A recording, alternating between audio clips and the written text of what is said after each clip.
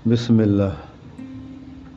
अल्लाहुम्मा सल्ली अला सय्यदना मुहम्मद व अला आलि सय्यदना मुहम्मद व बारिक वसल्लम।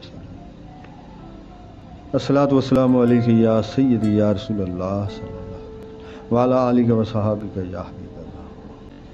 आज का जो बयान सहाबाए किराम की हकायात के बारे में बयान करेंगे।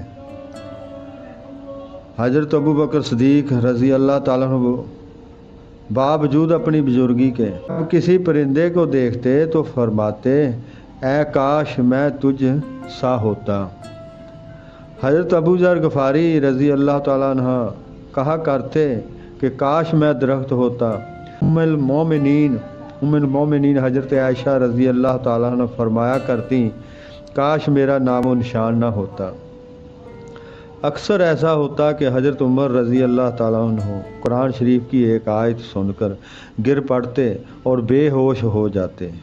कई दिन तक लोग आपके पास इयादत के लिए आते थे। आप इस कदर रोते थे कि आपके चेहरे पर आंसुओं के बहाव से 2 काली लकीरें पड़ गई थीं और आप फरमाया करते थे कि काश उमर माँ के पेट से पैदा ना होता।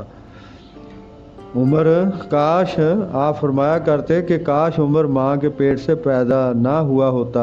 एक दिन आपका गुजर ऐसी जगह से हुआ कि कोई शख्स ये आयत वहाँ पढ़ रहा था। उस वक़्त आप ऊँट पर सवार थे। खौफ इलाही से आप ऊँट से नीचे गिर गए। बेताकती के सबब से आप खुद नहीं उठ सके। लोग आपको उठाकर आपके मकान पर पहुँचा आए और आप 1 महीने तक बीमार रहे। किसी को इस बीमारी का सबब मालूम ना हो सका।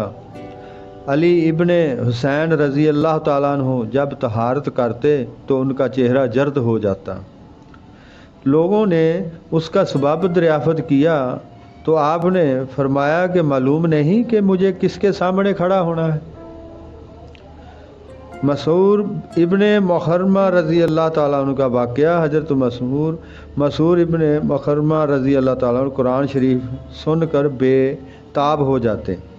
एक दिन एक अजनबी शख्स ने जो आपकी इस कैफियत से वाकिफ़ नहीं था, आपके सामने जो आयत पढ़ी कि जिस दिन इकट्ठा किया जाएगा परहेजगारों को रहमान के पास और गुनाहगारों को जहन्नम की तरफ प्यासा हाँक दिया जाएगा। इस आयत को सुनकर उन्होंने कहा कि मैं मुजरमों में दाखिल हूँ, मुत्तकियों में नहीं हूँ। इस आयत को फिर पढ़ो। उसने दोबारा पढ़ा। आपने एक नारा मारा और जान जाने आफरीन के सुपुर्द कर दी। इन्ना लिल्लाहि व इन्ना इलैहि राजिऊन। हातिम इस